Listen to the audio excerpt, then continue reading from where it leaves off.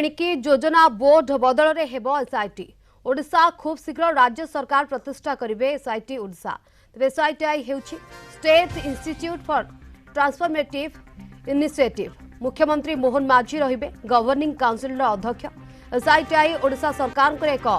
Think tank भाव में कार्य करिबो मुख्यमंत्री अध्यक्ष भाव में गवर्निंग काउंसिल नेतृत्व नेबे एथिरे मुख्यमंत्री अध्यक्ष भाव में एक परिचालना परिषद रहिबो या सहित जड़े उपाध्यक्ष 4 जन पूर्णकालीन सदस्य 9 जन पदाधिकारी एवं 2 जन स्वतंत्र निमंत्रित सदस्य मध्य रहिबे।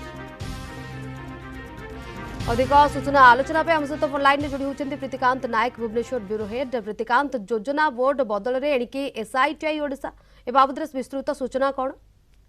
शिवानी देखो राज्य सरकार खूब शीघ्र स्टेट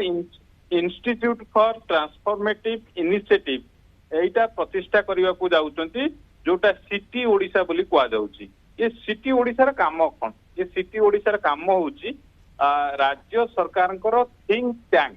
भाव में कार्य करिवो गोटे स्ट्रेटेजिक एडवाइजरी बॉडी हिसाब रे काम करिवो। आपण जानछंती पूर्वरु